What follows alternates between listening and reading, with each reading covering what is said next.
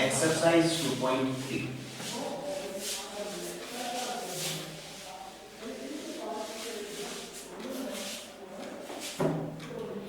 देखो इसका second question था कि find the remainder when x cube. बेटा सारे बच्चे जो कनेक्ट हो चुके हैं वो लाइव आ जाएं, हम क्लास स्टार्ट करने वाले। जो बच्चे आ चुके हैं वॉइस क्लियर नहीं आ रही बेटा आ जाइए, काम चल रहा है इसमें, थोड़ा सा हो रहा है। देखो बेटा हमें इसमें क्या करना है कि क्वेश्चन नंबर सेकेंड जो है 2.3 एक्सरसाइज का question number second,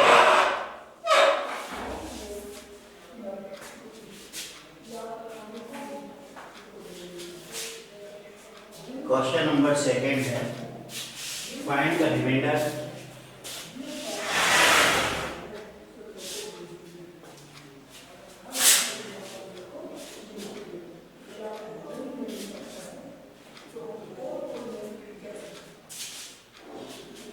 question number second है बेटा find the remainder when x cube minus ax square plus 6x minus a। हमें रिमाइंडर फाइंड करना है when this is divided by x minus a। जब हम इसको x माइनस a से divide करते हैं तो हमें रिमाइंडर क्या मिलेगा, ये है। तो रिमाइंडर फाइंड करना है, तो रिमाइंडर कैसे फाइंड करेंगे? लास्ट क्लास में मेथड बताया था हमने कि जब हम इसमें इस टर्म से डिवाइड करते हैं इसको, जो आपको मिलेगा वो क्या है, जैसे मान लो कि ये आपका px है और ये आपका gx।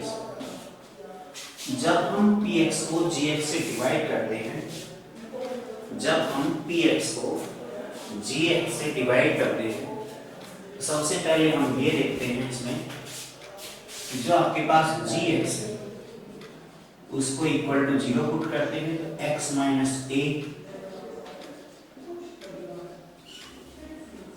यहां से हम उस वेरिएबल की वैल्यू फाइंड करते हैं। कौन सी वेरिएबल की? जो वेरिएबल आपको दिया हुआ है किसके अंदर, डिवीजन के अंदर। डिवीजन है आपका x माइनस a, तो जो x माइनस a है इस डिवीजन में से हम x की वैल्यू फाइंड करते हैं। x की वैल्यू निकालने के बाद x की जो भी वैल्यू है उस x की वैल्यू को हम px में रखते हैं रिमाइंडर फाइंड करने के लिए।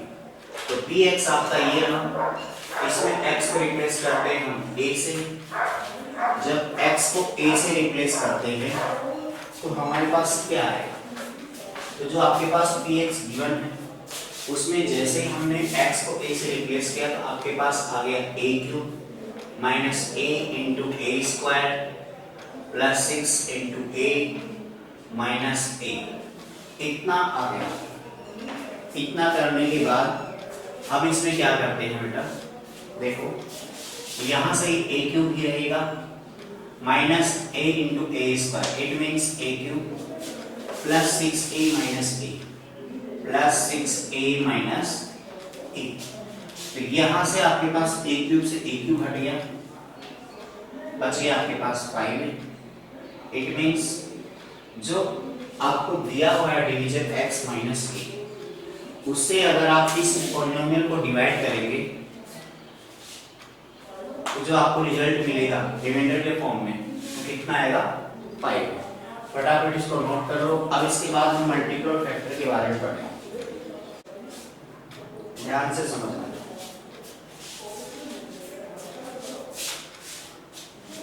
अब हम मल्टीपल और फैक्टर के बारे में बताते हैं।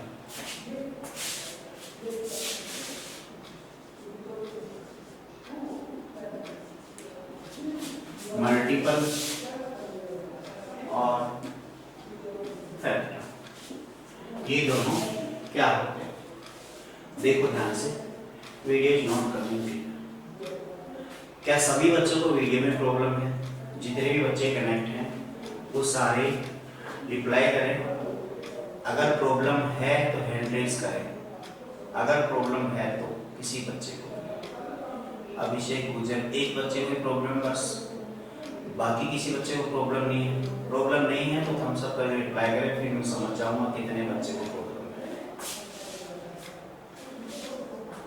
बेटा एक उन्नति शुक्ला, दिव्या राठौर, शिवानी यादव, आपको कोई प्रॉब्लम नहीं है, वेरी गुड बेटा। अगर आप आते बच्चों के पास क्लियर जा रहा है तो सबके पास जाना चाहिए। आपके नेटवर्क में इश्यू होगा, शायद हो सकता है आपके नेटवर्क में इश्यू, इतना आपको समझो। देखो बेटा रिकॉर्डिंग आएगी, लाइव क्लास में अगर दिक्कत आती है नेटवर्क में तो रिकॉर्डिंग आएगी, उसे थोड़ा देख लेना। मल्टीपल का मतलब क्या होता है, सबसे पहले आप एग्जांपल समझो अच्छे से, मैं एग्जांपल से क्लियर करूंगा इसको, उसके बाद हम समझेंगे अलजेब्रिक एक्सप्रेशन में कैसे करें। पहले न्यूमेरिक के लिए समझते हैं। देखो बेटा जैसे मैंने 24 लिखा, 24 लिखा मैंने, कोई भी एग्जांपल लिखा, 24 इक्वल्स टू, हम ये लिख सकते हैं कि 24 इज इक्वल्स टू, मैं लिखना चाहूँ तो 3 इंटू 8 लिख सकता हूँ। 24 को क्या लिख सकता हूँ, 3 इंटू 8। तो मैं एक स्टेटमेंट लिखूंगा यहाँ पे, वो ध्यान से समझना। आपने 24 को ब्रेक किया, दो नंबर आए, एक तो 3 आ गया और एक 8 आ गया। तो हम ये लिख सकते हैं 24 is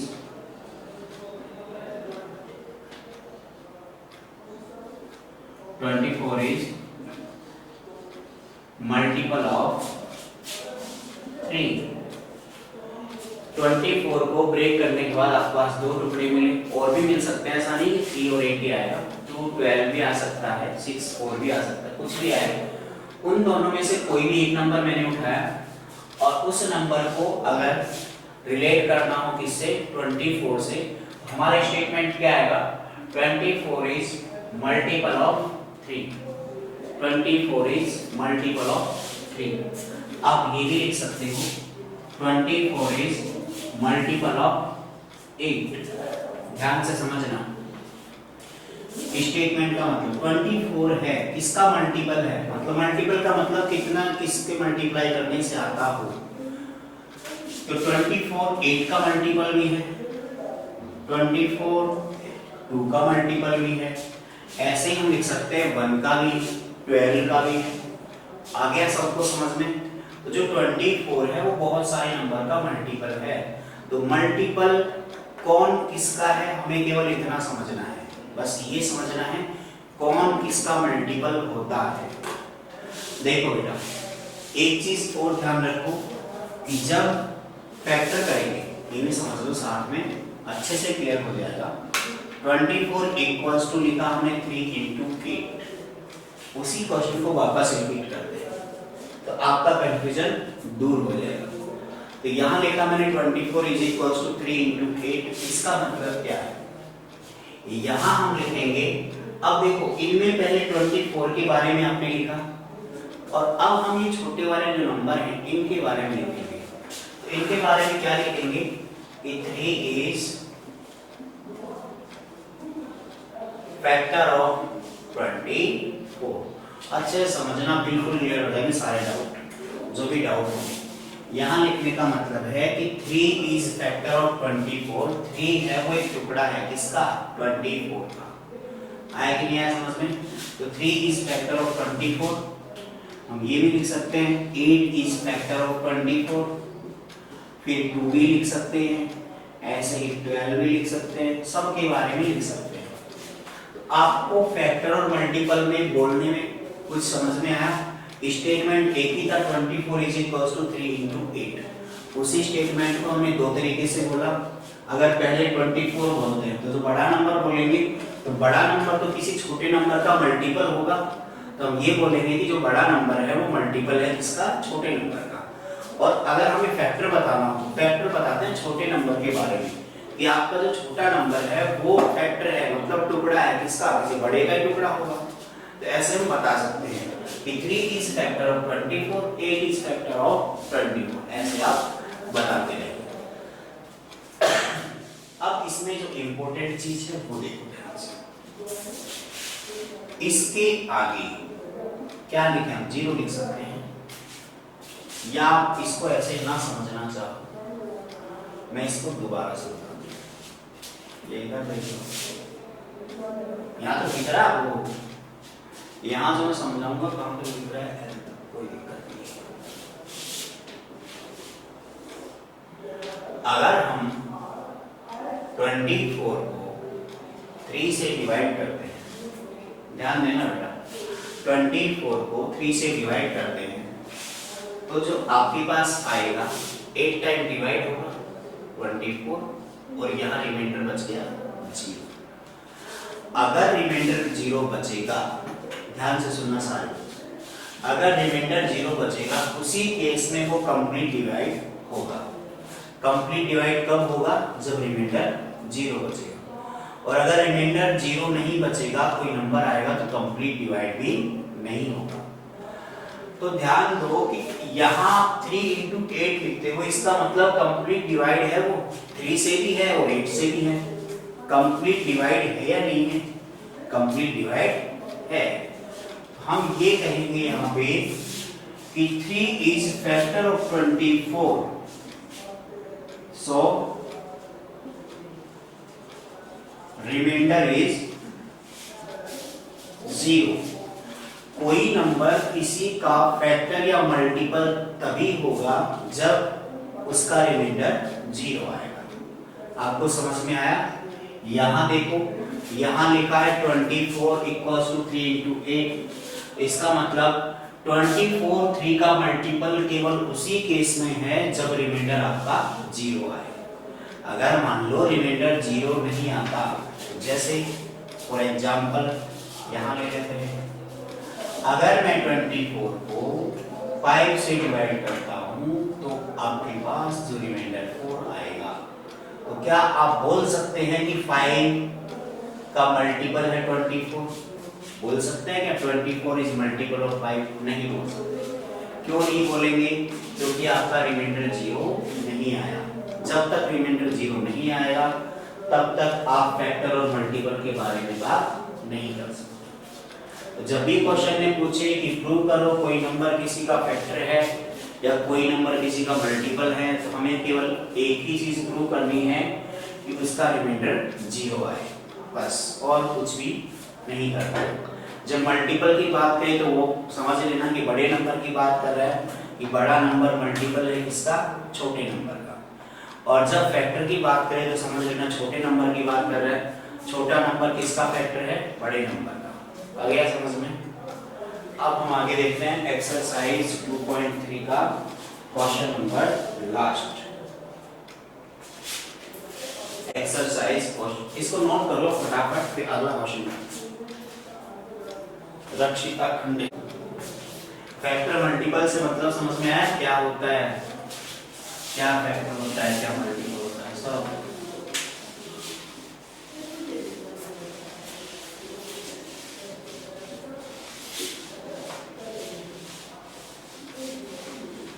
अब हम इसमें क्वेश्चन नंबर देखते हैं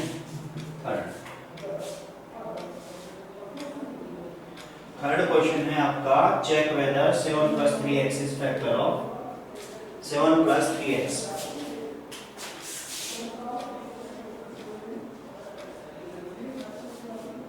7 + 3x, इसको हमें चेक करना है क्या ये जो लिखा हुआ है वो फैक्टर ऑफ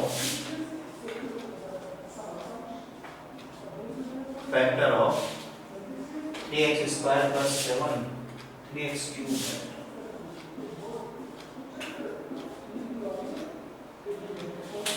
देखो ध्यान से समझना कैसे करेंगे इसको। इसमें क्या है, मैं इस क्वेश्चन के बजाय आपको एक बार दोबारा से एग्जांपल समझाता हूं। अगर आपको प्रूव करना हो या चेक करना हो, चेक 3 इज फैक्टर ऑफ, देखो क्वेश्चन में थोड़ा सा बनता है, ध्यान देना बस, फैक्टर ऑफ 12। आप इसको कैसे चेक करेंगे कि जो 3 है वो 12 का फैक्टर है? कैसे चेक करेंगे बताओ? जो 3 लिखा है वो 12 का फैक्टर है या नहीं, कैसे चेक करोगे आप? थोड़ी देर पहले तो बताया था मैंने। अगर आपको फैक्टर या मल्टीपल चेक करना हो, अगर 3 छोटा वाला पार्ट हो गया, किसका फैक्टर है? बड़े वाले का। ऐसा है या नहीं, हम कैसे चेक करेंगे? इस छोटे वाले पार्ट से इसको डिवाइड करो 12, 3 से 12 को डिवाइड करो।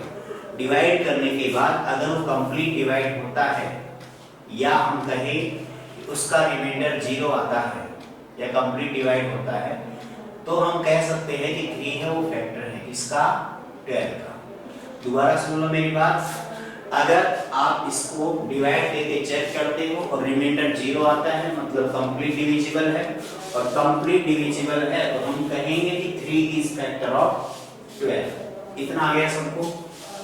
तो 3 है वो 12 का फैक्टर है या नहीं, चेक करने के लिए हमें डिवाइड करना पड़ेगा।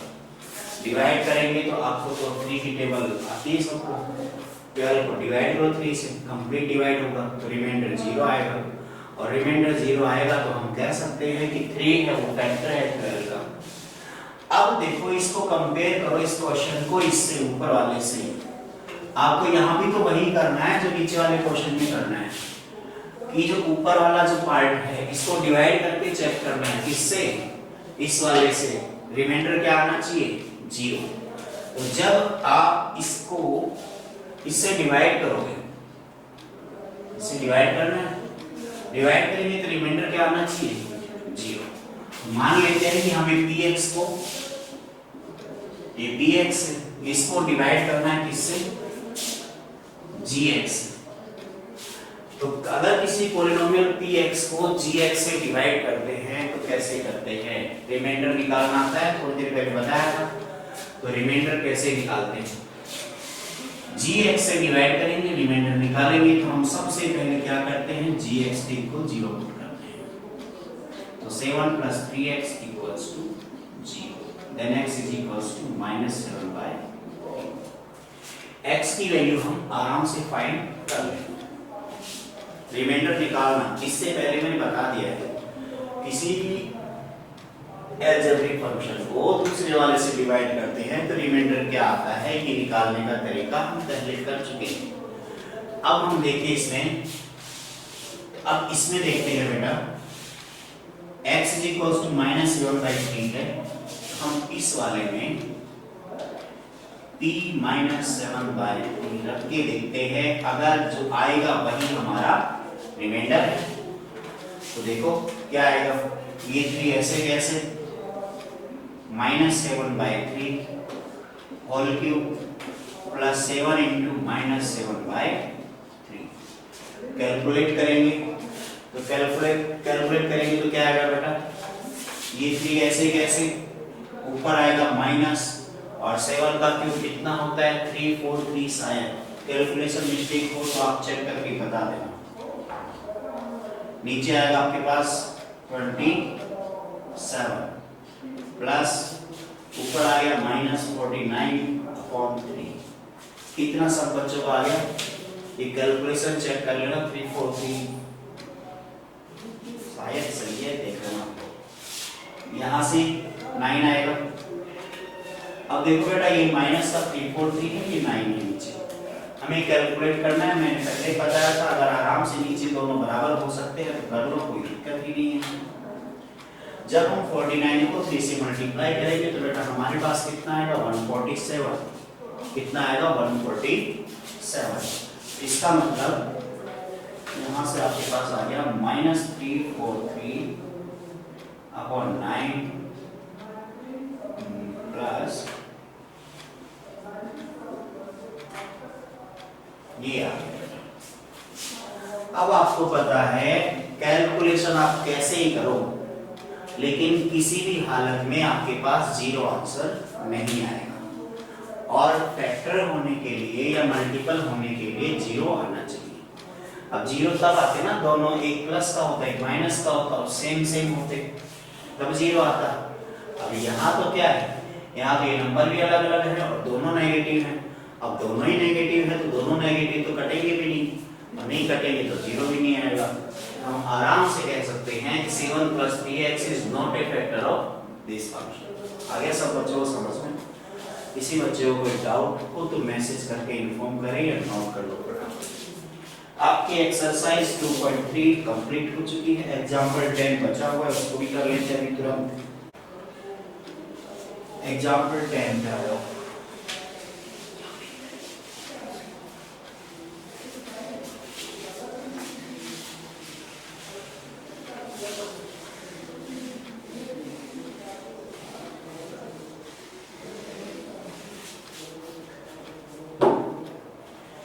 एग्जाम्पल नंबर 10 देखते हैं। Check whether the polynomial this is a multiple of this. इसमें दो पॉलिनोमियल हैं, मल्टीपल चेक करना है। Q T is equals to में गिवन है 40 plus 40 square minus T minus 1। ये आपके पास एक पॉलिनोमियल है। हमें इसमें क्या करना है, एक दूसरा पॉलिनोमियल है, उसके बारे में इसको रिलेट करना है कि ये polynomial is a multiple of,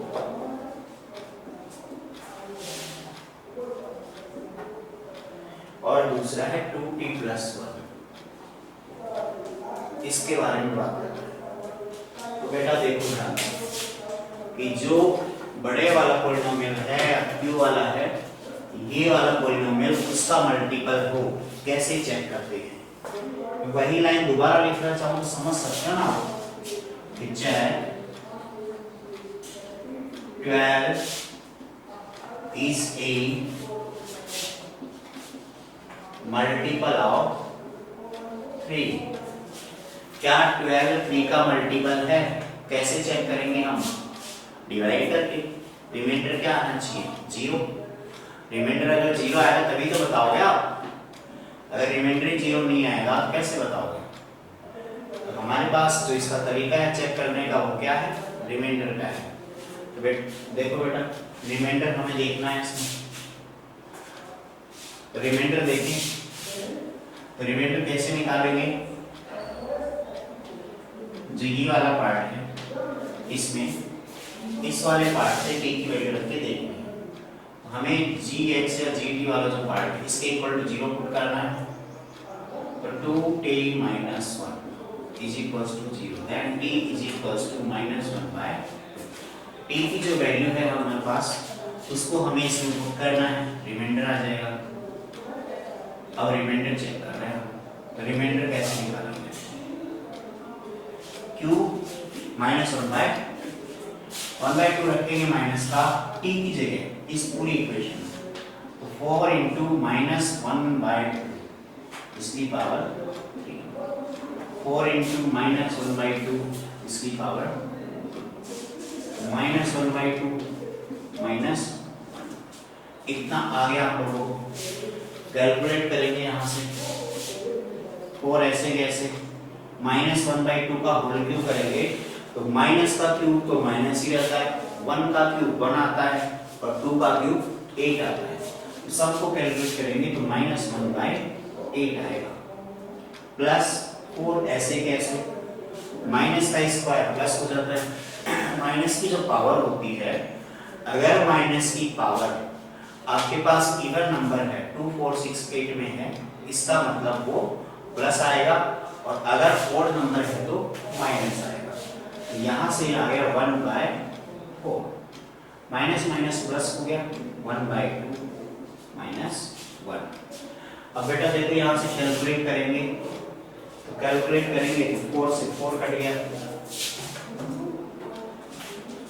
4 से आपका 4 कट जाएगा, यहाँ 4 से कैंसिल होगा, 2 आएगा। लास्ट जो लाइन बचेगी -1/2 +1, यहाँ बच गया +1/2 और माइनस। अब लास्ट लाइन में भी आपको सेम पार्ट है, अपोजिट साइन के कट जाएंगे, +1 से ये कट गया, तो इसके बाद हाफ से हाफ कट जाएगा, तो कुल मिला के आपके पास क्या आ गया? 0। तो यहाँ से रिमाइंडर तो चेक करते थे हम। अगर आपके पास इसकी वैल्यू 0 आ गई तो आपके पास रिमाइंडर में कितना आएगा?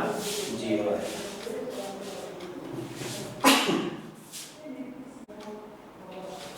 तो बेटा यहाँ तक आपको समझ में आया? हम बोल सकते हैं कि रिमाइंडर अगर 0 आएगा तो ये वाला जो पार्ट है या फंक्शन है ये किसका मल्टीपल है 2t प्लस 1। नोट कर लो इसको, किसी बच्चे को कोई दिक्कत हो तो बोल दो।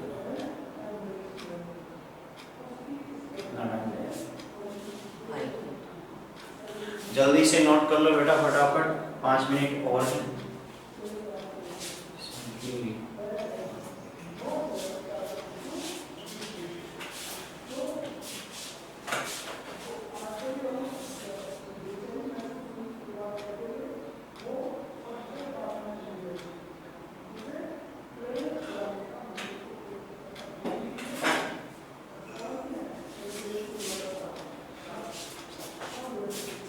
यहाँ तक किसी बच्चे कोई दिक्कत है?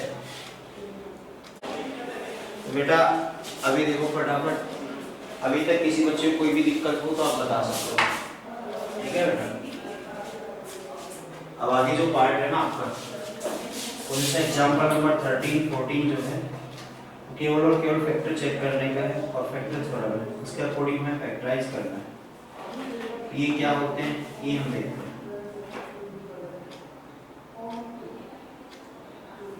फिर आपके पास एक्सरसाइज 2.4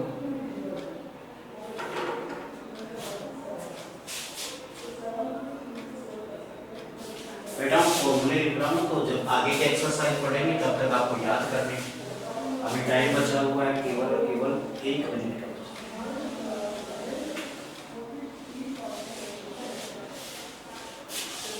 ठीक है बेटा, जितना हो चुका है ना उसको अच्छे से कवर कर देना, ये बहुत हेल्पफुल रहेगा आपके लिए आगे।